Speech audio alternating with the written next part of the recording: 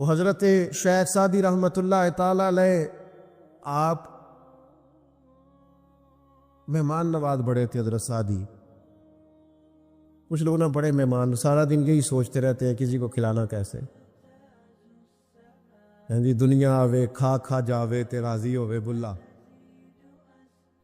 تو حضرت سعدی مہمان نواز بڑے تھے تو قرضہ چڑھ گیا. قرضہ صرف مہمانوں کو کھانا کھلانے کا ہی تھا. ایک دن سارے ہی قرض کھا کے بیٹھ کے کہنے لگا بابا پیسے دیں گے تو جائیں گے, پیسے رکھ. سب جھگڑا کر رہے. حضرت سعدی کہتے ہیں وہ مطالبہ کر رہے ہیں پیسے دو اور مجھے ٹینشن ہے ان کو کھلایا پلایا کچھ نہیں. تھوڑی دیر گزری تو ایک بچہ آ گیا کچھ بیچتا. اس نے آ کے کہا نوجوان نے کہ جناب میں مجمع دیکھتے ہیں تو بعض لوگ بیچنے والے آ جاتے ہیں. اس نے وہ چیز بیچنے کے لیے سامنے کی تو کہنے لگا لینی ہے. تو حضرت فرمانے لگے میرے مہمانوں کو دے دو کھا لیں. انہوں نے دے دی. اب وہ کہنے لگا پیسے. تو حضرت بڑے پریشان ہوئے, کہنے لگے بیٹا آپ بھی بیٹھ جائیں, یہ بھی سارے پیسے لینے ہی آئے ہیں, ان کو ملیں گے آپ کو بھی مل جائیں گے. تو وہ نوجوان رو پڑا.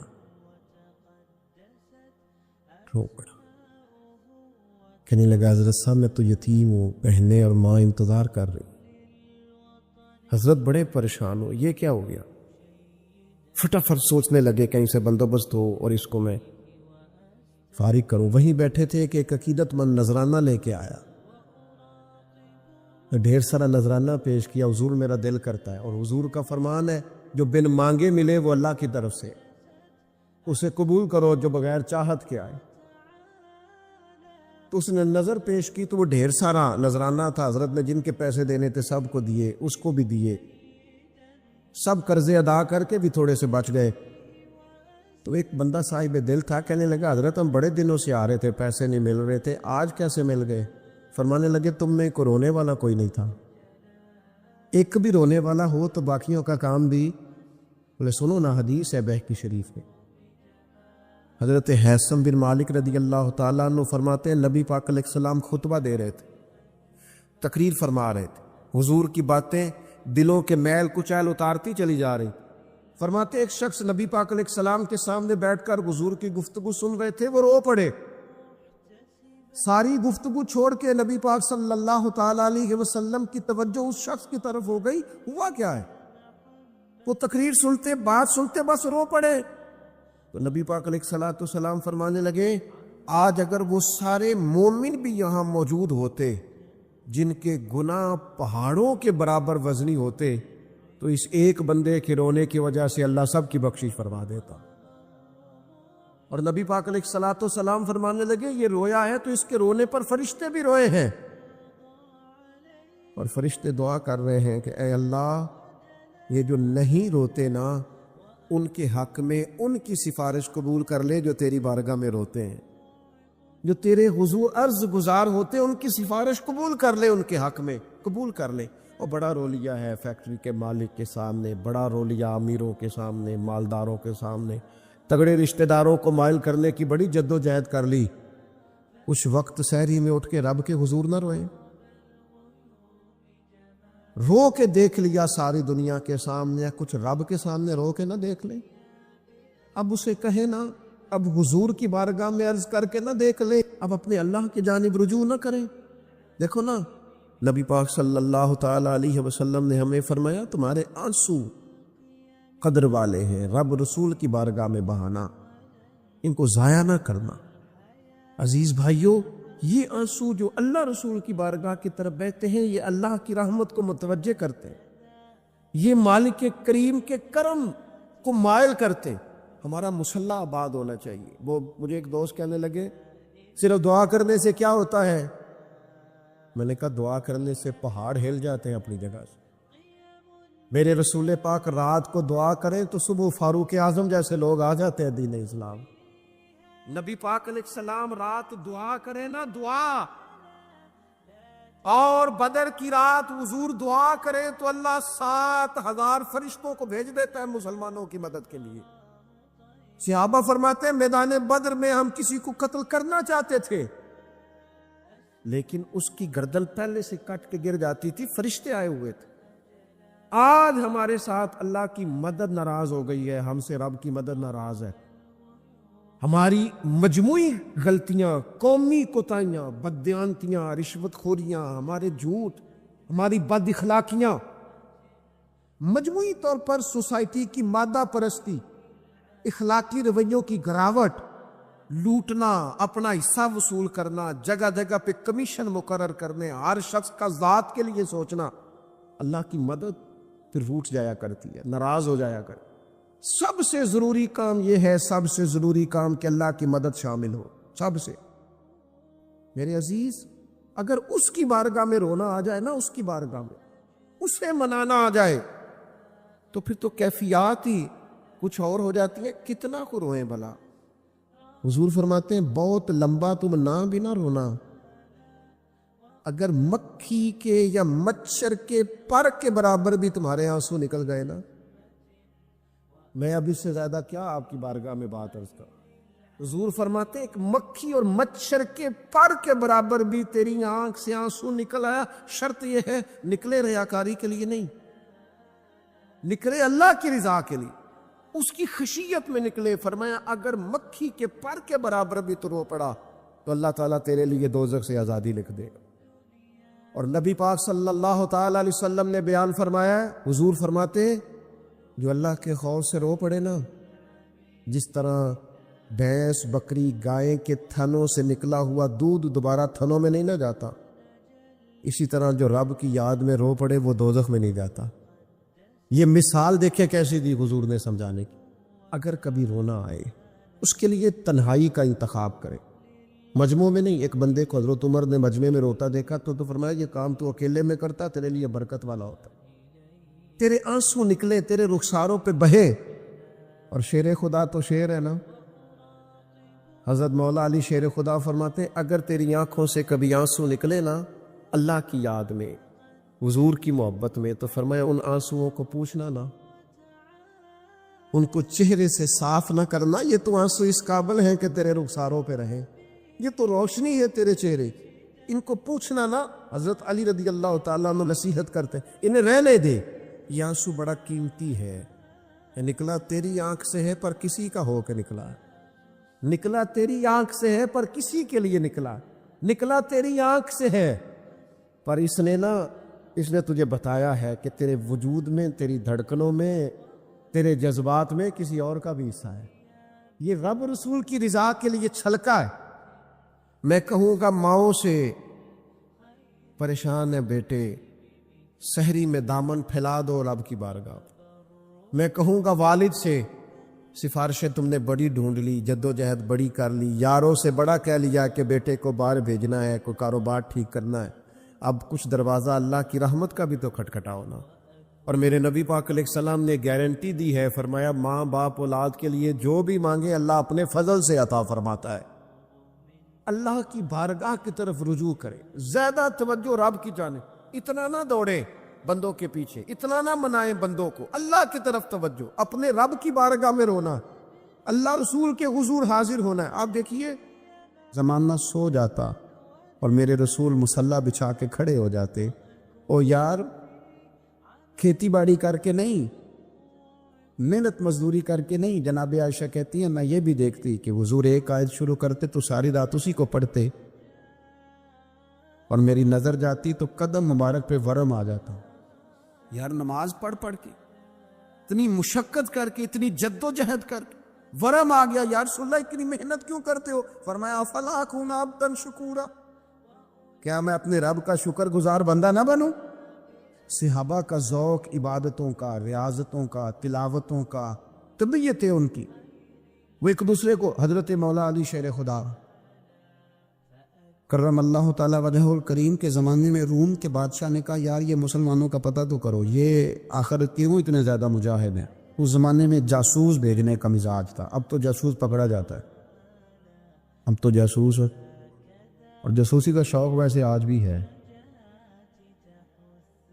عرض کروں تھوڑی سی بات اس عنوان سے، پتہ کیا ہمارا مسئلہ ہے؟ ہم جہاں جاتے ہیں نا وہاں تھوڑی خوشبو سونگنے کی کوشش کرتے ہیں، وہ کیا ہے تو یہ کیا ہے تو ادھر کیا ہے تو تھوڑا سا ادھر کیا ہے۔ میرے رسول پاک پڑھیے درود شریف، سارے پڑھیے ذرا زور سے، صلی اللہ تعالی نبی پاک علیہ السلام نے فرمایا جاسوسی نہ کرنا ورنہ تم بندوں کو خراب کر دو، اور فرمایا اس طرح نہ ہو کہ تم کسی کے آپ کھول نہ نکلو تو تمہارے پہلے کھول جائیں۔ یہ جو ذوق ہے نا یہ ختم کریں، چھوڑیں، مطلب آپ کس چکر میں پڑے ہوئے ہیں، اتنی زیادہ توجہ کرنے کی کیا ضرورت، نے کام سے کام رکھیں، اس میں بندہ تھوڑا سا نا آسان رہتا ہے۔ یہ جو بہت زیادہ ٹٹولنے والے لوگ ہوتے ہیں نا وہ بیچارے پھر عمر ٹٹولتے ہی گزار دیتے ہیں، اس لیے کہ مزاج ہی بہت پکا ہے، بوری کا منہ کھول کے اندر تک ہاتھ ڈالنا، تو پھر کئی دفعہ سامنے سے بچھو بھی لڑ جاتا ہے، خرابی ہوتی۔ تو جاسوسی کی جاتی تھی، اس نے بھی جاسوس بھیجے، کیونکہ قبیلوں کے لوگ تھے، کچھ مسلم کچھ کافر، پہچانے نہیں جاتے تھے لوگ، تو کچھ لوگ اس نے بھیجے، انہوں نے آ کے نا تحقیق کی، ریسرچ کری کہ آخر ماجرا کیا ہے، تو واپس جا کر انہوں نے رپورٹ دی نا روم کے بادشاہ کو۔ اس رپورٹ کا ایک جملہ بڑا شاندار ہے، وہ کہنے لگا بادشاہ ہمیں مسلمانوں کی کوئی سمجھ نہیں آئی، ہمیں کوئی سمجھ نہیں آئی۔ انہوں نے کہا کیوں نہیں سمجھ آئی؟ کہنے لگے یار عجیب بندے ہیں، جب رات مصلے پہ بیٹھتے ہیں تو یوں لگتا ہے ان کا دنیا سے رشتہ ہی کوئی نہیں، کوئی کسی کو نہیں جانتا، کوئی اپنے دکھ سنا کے رو رہا ہے، کوئی اپنی بات کر کے رو رہا ہے، لگتا ہے کہ ان کا کوئی رشتہ ہے ہی نہیں جب مصلے پہ بیٹھتے ہیں۔ اور فرمایا جب سویرے یہ جہاد کرنے نکلتے ہیں تو لگتا ہے ان سے زیادہ دلیر ہی کوئی نہیں، حالانکہ جو مصلوں پہ رونے دھونے کے لوگ ہوتے ہیں وہ کئی دفعہ جہاد میں کام نہیں کرتے، لیکن عجیب لوگ ہیں کہ رات کے راہب ہیں، دن کے مجاہد ہیں، کوئی سمجھ نہیں آتی۔ میرے عزیز، ان لوگوں نے مصلی آباد کر کے رکھا، تلاوتیں ان کا ذوق رہی، منظر روز پڑھنا، اسباط پڑھنا، وظائف پڑھنا، یہ ان کا ذوق رہا۔ اعلیٰ حضرت بریلوی رحمت اللہ نے 1000 کتاب لکھی ہے، لیکن الوظیفۃ الکریمہ کے نام سے جو وہ صبح و شام وظائف پڑھتے تھے وہ الگ انہوں نے ان کو بیان کیا، پابندی کے ساتھ اپنی اللہ اللہ کرتے۔ شیخ شہاب الدین سہروردی رحمت اللہ علیہ پر ایک بندے نے اعتراض کیا، اس نے کہا جی آپ کس قسم کے صوفی ہیں، مرید بیٹھے ہیں اور آپ وہاں نفل پڑھ رہے ہیں؟ یہ بھی بڑا مسئلہ ہوتا ہے نا، جو بندہ ملنے آتا ہے وہ اپنے ٹائم کے حساب سے آتا ہے، اور وہ اس کا یہ بھی خیال ہوتا ہے کہ پیر صاحب جو ہیں وہ چونکہ درویش ہیں تو نہ انہیں روٹی کھانی چاہیے نہ سونا چاہیے، چونکہ وہ درویش ہیں، اور ہم چونکہ درویشوں کے ماننے والے ہیں لہذا ہمارا یہ طریقہ ہونا چاہیے کہ جیسے ہم کہیں درویش ویسے ہی کر جائے، حالانکہ جس کو آپ درویش کہیں گے آپ اس کی مانیں گے، آپ منوائیں گے نہیں، تمہارا مزاج ہوتا ہے۔ شیخ شہاب الدین پر لوگوں نے اعتراض کی، حضور لوگ ملنے آئے ہیں، زیارت کرنے آئے ہیں، یہ بندے دعا کرانے آئے ہیں، اللہ اللہ کرانے آئے، اور آپ نفل پڑھ رہے ہیں، کیا جملہ ہے، کیا حسن ہے، کیا خوبصورتی ہے۔ فرمانے لگے رب رسول سے مانگنے کے لیے مصلی بچھایا ہے، اگر وہاں سے مانگوں گا نہیں تو تمہیں دوں گا کیا؟ پہلے مجھے کچھ لے تو لینے دو، اگر میرے پلے کچھ ہے ہوگی تو آگے دوں گا نا، تو میں مانگنے گیا تھا کہ یا اللہ دے، تیرے بندے لینے آئے دے، تو میں کچھ لوں گا تو آگے دوں گا نا۔ لیکن ہمارا یہ سٹیٹس، یہ مزاج، یہ شعور نہیں ہے، گپیں، کہانیاں، داستانیں، گفتگو، خطابت، واز، کیا بات، لیکن اگر کچھ کرنے کا کام ہو تو انہی ہم سے ہوتا ہے۔ میرے نبی کریم علیہ الصلاۃ والسلام نے مصلی سے دل لگانے کا درس دیا، حضور نے توجہ دلائی، صحابہ اس ذوق کے حامل لوگ تھے، وہ کوشش کرتے تھے۔ جناب صدیق اکبر رضی اللہ تعالیٰ عنہ کا عبادت کا مزاج ہمیشہ قائم رہا۔ حضرت عمر فاروق ساری رات اللہ کے حضور کھڑے رہے۔ حضرت عثمان غنی رضی اللہ تعالیٰ عنہ عشاء کی نماز پڑھ کے 2 رکعتوں کی نیت باندھتے تھے، 15 سپارے پہلی رکعت میں پڑھ دیتے اور 15 سپارے قرآن مجید کے دوسری رکعت میں پڑھ دیتے۔ آپ نے نا حضرت عمر فاروق کے وصال کے بعد ان کی ایک بیوہ سے نکاح کیا، حضرت عثمان غنی نے نکاح کیا۔ وہ خاتون آپ کے نکاح میں آئیں تو عرض کرنے لگی امیر المومنین، میرے لیے اعزاز تو بہت ہے کہ میں امیر المومنین کی بیوہ تھی تو امیر المومنین کی منکوحہ ہو گئی ہوں، لیکن حضور نہ تو میں جوان ہوں کہ میرے اندر رغبت ہوتی اور نہ میں اب اس قابل ہوں کہ کوئی خدمت کر سکوں، میرے ساتھ نکاح کی وجہ کیا بنی؟ تو عثمان غنی رو پڑے، فرمانے لگے میں نے عمر فاروق کو مسجد میں اپنے رب سے ڈرتے ہوئے دیکھا، میں نے اسے روتے ہوئے دیکھا ہے، عدل کرتے دیکھا ہے، انصاف کرتے دیکھا، امت کی خیر خواہی کرتے دیکھا۔ تمہارے ساتھ نکاح اس لیے کیا ہے کہ تم مجھے یہ بتاؤ کہ عمر فاروق گھر کے اندر اپنے رب کو کیسے راضی کرتے، گھر کے اندر کیسے راضی کرتے تھے، وہ طریقے بتلاؤ، تم بتاتی جانا اور میں بھی اسی طرح گھر میں عبادت کروں۔ میرے رسول کریم علیہ الصلوۃ والسلام نے ارشاد فرمایا، حضور فرمانے لگے جس گھر میں اللہ کا ذکر ہوتا ہے وہ گھر زندوں کا ہے، اور جس گھر میں رب کریم کا ذکر نہیں ہوتا وہ گھر زندوں کا نہیں ہے۔ گھر نا ہم نا کتابوں میں پڑھتے ہیں کہ ایک بزرگ کہتے ہیں، حضرت فضیل بن ایاز کہتے ہیں کہ میں ایک گلی سے گزر رہا تھا تو گھر کے اندر کسی قاری صاحب نے قرآن کی آیت پڑھ دی، ولی من خاف مقام ربہ جنتان۔ میں تے میرے کانوں سے ٹکرائی تو اللہ نے میری کایا ہی پلٹ دی، میں توبہ کر گیا۔ اب گھر کے اندر سے آواز آئے تو صحیح نہ تلاوت کی، پر اندر سے آواز آتی نہیں، یا ڈیک بجنے کی آواز آتی ہے، یا ٹی وی چلنے کی آواز آتی ہے، یا دھوم مچانے کی آواز آتی ہے۔ عبادت کا وہ جو خاص شوق تھا، وہ جو حسن تھا، وہ جو توانائی تھی، وہ جو بات تھی۔ ایک جگہ پہ ہم بیٹھے تھے تو وہاں ایک صاحب آئے اور انہوں نے آتے ہی کہا کہ مہربانی کریں ذرا مجھے مصلی دے دیں، میرے نہ کچھ نفل رہ گئے۔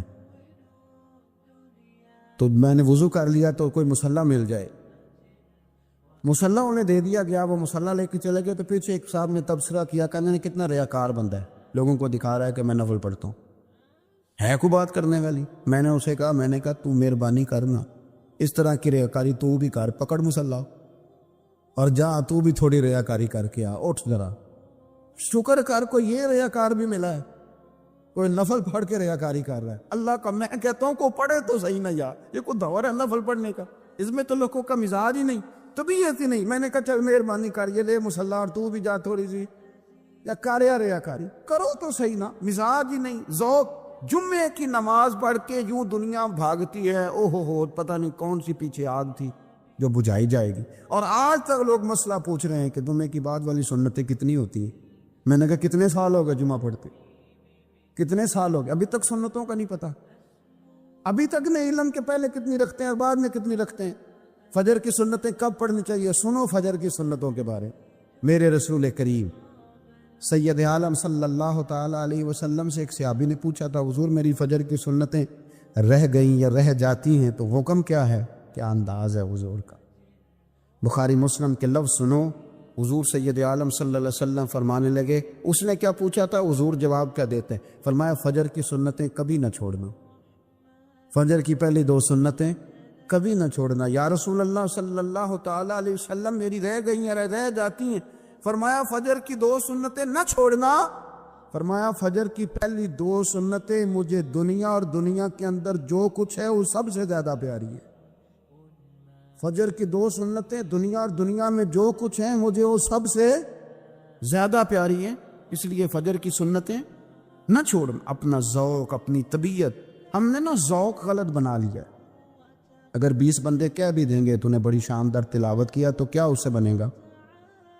100 بندہ کہہ بھی دے تیری کیا بات ہے، کیا بات ہے نعت خاں کی، کیا بات ہے علامہ صاحب کی، پیر صاحب کی، پیر مہر علی شاہ صاحب رحمۃ اللہ علیہ، آپ تشریف فرما تھے تو آپ کے ایک ہی بیٹے بابو جی جن کو کہا جاتا ہے، جس دن صاحبزادے پیدا ہوئے تو خادم نہ وہاں سے نکلا۔ ان لوگوں کے شوق اور طرح کے تھے نا، تو ان کی توجہ بھی اپنے شوق کی طرف رہتی، تو خادم نکلا اندر سے، پیر صاحب مبارک ہو، پیر صاحب مبارک ہو، پیر صاحب مبارک ہو، پیر صاحب مبارک ہو، شور کر رہا ہے۔ تو پیر صاحب کو وجد ہو گیا، اللہ اکبر اللہ اکبر اللہ، وہ کیا ہوا، کس بات کی مبارک دے رہے ہو؟ کہ حضور اللہ نے بیٹا دیے۔ تو آپ فرمانے لگے اچھا حضور آپ کیا ہوا، آپ تو پریشان ہو گئے۔ فرمانے لگے جب تو نے 3 دفعہ کہا ہے نا مہر علی کو مبارک ہو، تو میں سمجھا تھا شاید تجھے کسی نے بتا دیا ہے کہ مہر علی سے اللہ راضی ہوگی، میں سمجھا تھا کہ شاید تو یہ خبر لے کے آیا ہے کہ کسی نے بتایا ہے کہ مجھے آج خبر ملی ہے کہ مہر علی سے رب اچھا پتر ہوا ہے، الحمدللہ اللہ کا شکر ہے، پر میرے لیے مبارک کا دن وہ ہوگا جب میرا رب کہے گا کہ میں مہر علی سے راضی، میرے محبوب کہیں گے کہ میں مہر علی سے آباد کو سمجھی۔ شوق ہی کسی اور طرف تھا، دل ہی کہیں اور لگا ہوا تھا، طبیعت ہی کہیں اور مائل تھی۔ کوئی وظیفہ پوچھتے تھے تو پڑھتے تھے وہ لوگ، کچھ اللہ انہیں بتائی جاتی تھی تو کرنے کا ذوق رکھتے تھے، طبیعت تھی، قائل تھے۔ حضرت ربیع کہتے ہیں میں بڑی دور سے سفر کر کے گیا حضرت اویس کرنی سے ملنے، بڑی دور سے، اور جب میں پہنچا تو فجر کا وقت تھا، تو حضرت اویس کرنی کو میں نے پا لیا، تو وہ نماز پڑھ کے نا قرآن شریف لے کے بیٹھ گئے۔ فرماتے ہیں اشراق چاشت کا وقت ہوا تو نفلوں کی نیت باندھ لی، محدث ابن الجوزی نے لکھا ہے، فرماتے ہیں پھر جب زوال کا وقت ہوا تو مسجد میں جھاڑو دینے لگ گئے۔ ظہر کی نماز پڑھ کے تو عصر کی تیاری تک وہ مسجد میں بیٹھے رہے، اور میرے نبی پاک علیہ السلام نے فرمایا جو نماز کے انتظار میں بیٹھا ہو وہ نماز ہی میں ہے، وہ نماز ہی میں ہے۔ فرمایا میری دنیا، میری امت کی جو رہبانیت ہے نا وہ اتنی ہے کہ نماز کا انتظار کرے، اذان کے بعد نماز کا یہ راہب ہیں، یہ اس وقت چھوڑ کے بیٹھے ہیں سارا کچھ۔ فرماتے ہیں عصر تک انہوں نے اللہ اللہ کی، پھر مغرب تک کی، عشاء کی نماز ہوئی تو نماز پڑھی تو وہ تھک گئے۔ اب مجھے وہ فارغ ہوں، مصلی چھوڑے تو میں ملاقات کروں نا۔ یہ آپ حیران نہ ہو کہ اتنی دیر بندہ کیسے اللہ اللہ کر، ہم نے کی نہیں نا اس لیے ہم پریشان ہیں۔ جو عادی ہوتے ہیں وہ کر بھی لیتے ہیں، وہ یہ کام، میری بات کی سمجھ آ رہی ہے؟ جب جاتے ہو کسی دفتر میں تو 8 گھنٹے کھڑے رہ لیتے ہو نا، مجبوری ہوتی ہے تو کھڑے رہا جا سکتا ہے۔ پاسپورٹ کا دفتر، بولیے امیگریشن کی لائنوں میں، اور میں نے تو ایمبیسیوں میں بندے 12 گھنٹے پہلے جا کے کھڑے دیکھے، رہ لیتے ہیں کھڑے۔ تو اگر ان کاموں کے لیے رہا جاتا ہے تو اللہ رسول کے لیے بھی کھڑے رہا جا سکتا ہے۔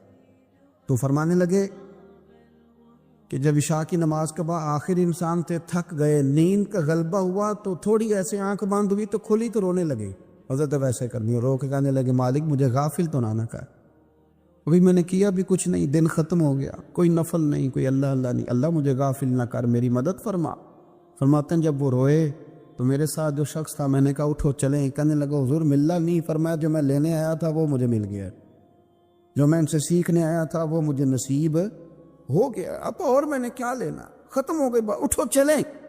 اللہ کے بندوں نے حضرت ربیہ بن کعب اسلمی رضی اللہ تعالیٰ عنہ فرماتے ہیں، کہتے ہیں جب بنو قریظہ اور بنو نذیر یہودیوں کے ساتھ حضور علیہ السلام نے جنگ کا اعلان فرمایا تو وہ دشمن ہو گئے، ہمیں خطرہ تھا کہ وہ رات کو کہیں محبوب کو تکلیف نہ دے، تو کچھ لوگ نا تلواریں لے کے نبی پاک کے دروازے پہ پہرے داری کرتے تھے۔ گن مین رکھنا حرام نہیں، اگر کسی کو واقعی خطرہ ہو تو اس کے لیے سنت بھی ہے۔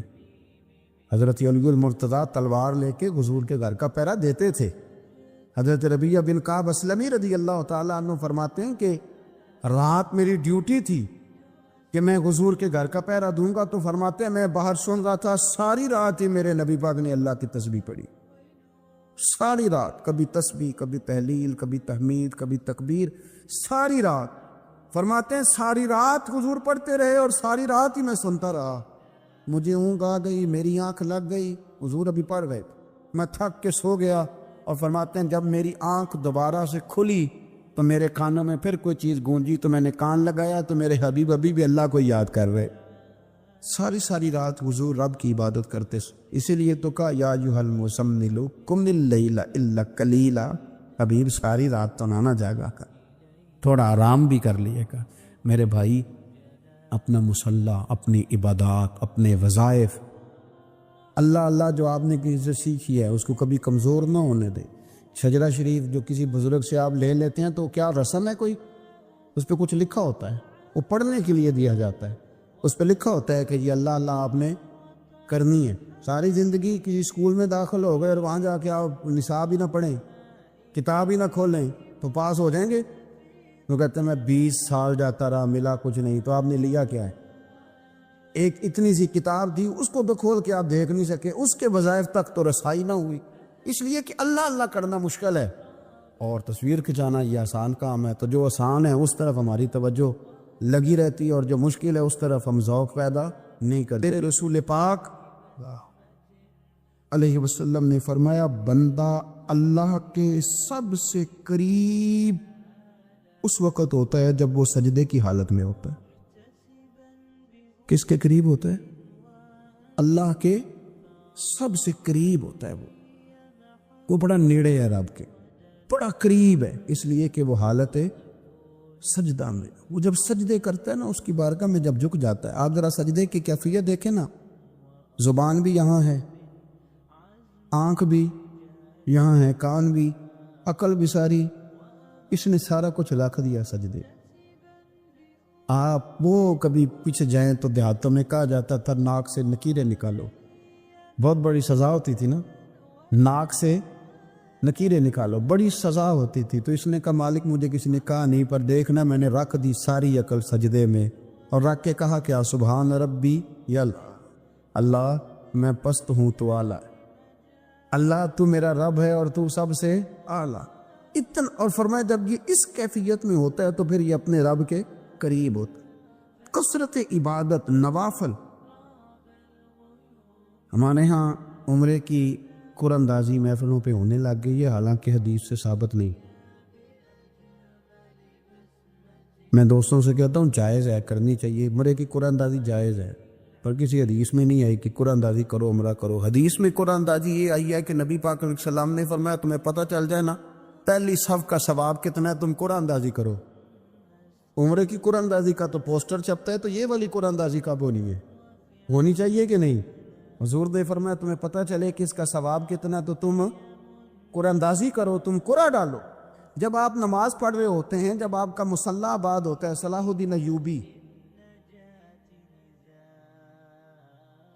ایک بزرگ سے ملاقات ہو گئی، بیت المقدس پر قبضہ تھا عیسائیوں کا. تو صلاح الدین بڑے پریشان تھے. وہ بابا جی کہنے لگے پتر کیا ہوا؟ کہنے لگے حضور پتہ چلا ہے دشمن کے 2 بحری بیڑے اسلحہ لے کے آ رہے. مسلمان پہلے ہی کمزور ہیں، اور اب اگر 2 بحری بیڑے اور آ گئے تو حضور مسئلہ بن جائے گا. تو میں پریشان ہوں کہ کس طرح یہ کم مسئلے والی ہماری فوج ہے کیسے مقابلہ کرے گی. تو بابا جی کہنے لگے پتر اس طرح کرنا، آج رات تو بھی دعا کرنا اور میں بھی کروں گا، تو بھی دعا کرنا. آپ ناراض نہ ہونا، ہم تو پیروں والے ہیں، ہم تو پیروں کے نوکر غلام ہیں، ہمارا تو گزارا ہی نہیں، ہمیں تو ملتا ہے سارا کچھ وہاں سے. پر میرا سوال یہ ہے کہ تعویذ لینے جاتے ہو نفل کیوں نہیں پڑھتے؟ رات اللہ اللہ کیوں نہیں کرتے؟ یہ بھی تو ہمارے بزرگوں کا ہی طریقہ ہے، انہوں نے تو ہمیں سکھایا ہے. صلاح الدین ایوبی سے بزرگوں نے کہا کہ رات آج نا اللہ اللہ کرنا، تو میں تیرے لیے دعا کروں گا، تو بھی دعا کرنا. تو بندہ جب دکھی ہوتا ہے تو سجدہ کرتا ہے، تو پھر ہی تو مصلی بھیگ جاتا ہے، پھر ہی تو مزہ آتا ہے. سکھی بندہ تو کعبے جا کے نہیں روتا. دکھی تھے، تکلیف تھی، تو سر رکھا سجدے میں تو تڑپ گئے. اور وہ بابا جی کہتے ہیں میں مسجد آیا تو صلاح الدین چیخے مار کے رو رہا تھا اور کہہ رہا تھا مالک میں کوئی اپنی شان کے لیے تو نہیں نہ لڑ رہا، اللہ کو میں کوئی قبضوں کے لیے تو نہیں لڑ رہا، مالک تیرے لیے لڑ رہا ہوں، مجھے بے آبرو نہ کرنا، میری مدد فرمانا. کہتے ہیں میں آیا تھا کہ مسجد میں دعا کروں گا، پر صلاح الدین ایوبی کو روتے دیکھا تو میں لوٹ گیا. تو سویرے صلاح الدین ملے تو بڑے خوش تھے. میں نے کہا پتر کیا ہوا؟ کہنے لگے حضور وہ بحری بیڑے 2 آ رہے تھے نا اسلحہ لے کے، دونوں ڈوب گئے پانی میں ڈوب گئے. تو بابا جی کہنے لگے صلاح الدین وہ پانی میں نہیں ڈوبے، وہ تیرے آنسوؤں میں ڈوب گئے، وہ غرق ہو گئے. وہ جو تو نے مصلی بات کیا تو وہ تیرے آنسوؤں میں ڈوب گئے، وہ غرق ہو گئے، وہ تباہ اتنے قیمتی تھے، تیرے آنسو کے بہا لے گئے دشمن کے بحری بیڑوں کو. میرے بھائی ٹھیک ہو گیا جی، میرے عزیز سمجھ لیں اس بات کو ہمیشہ کے لیے، اور اس پر غور کرنے اچھے طریقے سے کہ میرے رسول کریم سید عالم صلی اللہ علیہ وسلم نے نا ہماری توجہ دلائی، حضور نے ہمیں بتلایا، ہمارا ذوق بڑھایا عبادت کی طرف. ایک صحابی تھے حضرت ابو فاطمہ رضی اللہ تعالیٰ عنہ، یہ ترمذی شریف کی حدیث ہے. نبی پاک علیہ السلام نے فرمایا ابو فاطمہ قیامت کے دن مجھ سے جلدی ملنا چاہتے ہو کہ دیر کے ساتھ؟ تو کہنے لگے حضور کون ہوگا جو دیر سے ملنا چاہے گا، ہم نے تو جان دے دی وعدہ دیدار پر. اعلیٰ حضرت فرماتے ہیں جان دے دی وعدہ اور نقد اپنا دام ہو ہی جائے گا. مجھے لگتا ہے کہ یہ سودا نقد و نقد ہو جانا ہے، چونکہ ہم نے جان دے دی وعدہ دیدار پر. آپ نے وعدہ کیا تھا کہ مریں گے تو پھر زیارت ہوگی، تو مر گئے ہم زیارت کی خاطر. جان دے دی وعدہ دیدار پر تو نقد اپنا دام ہو ہی جائے گا. اے رضا ہر کام کا ایک وقت ہے، دل کو بھی آرام ہو ہی جائے گا. تو حضرت ابو فاطمہ رضی اللہ تعالیٰ عنہ سے نبی پاک صلی اللہ علیہ وسلم نے فرمایا جلدی ملنا چاہتے ہو کہ دیر سے؟ عرض کی حضور فٹافٹ ملنا ہے، میں نے قیامت کے دن آپ سے جلدی ملنا ہے. تو نبی پاک علیہ السلام نے فرمایا پھر اس طرح کرنا، دنیا میں رہ کے سجدے زیادہ کرنا، پھر سجدے زیادہ کرنا، قیامت میں ملاقات جلدی ہو جائے، قرب ملے گا تمہیں. اپنے بچوں کے اندر لیکن ہم شوق پیدا کرتے ہیں، ہمیں صحیح لفظ نہیں بولنے آتے پر ہم بچوں میں شوق پیدا کرتے ہیں کہ پتر ڈاکٹر بن جائے گا تو بڑا نفع کرے گا، تو لوگوں کی خدمت کرے گا، ملک و ملت کی خدمت کرے گا، تیرے ابا کا نام روشن ہوگا، تیرے دادا کی تعریفیں ہوں گی۔ ہم یہ ذوق پیدا کرتے ہیں، ہم اپنے نوجوانوں کے اندر یہ فکر پیدا کرتے ہیں، انہیں ہم سمجھاتے ہیں کہ میاں جب تم پڑھو گے، محنت کرو گے تو فلاں آدمی کی طرح تمہارا نام ہوگا۔ یہ جتنا ذوق ہم بچوں کے اندر ان چیزوں کا پیدا کرتے، ہمیں حکم ہے کسی طرح ہم ذوق پیدا کریں کہ پتر نماز پڑھے گا تو اللہ راضی ہو جائے گا۔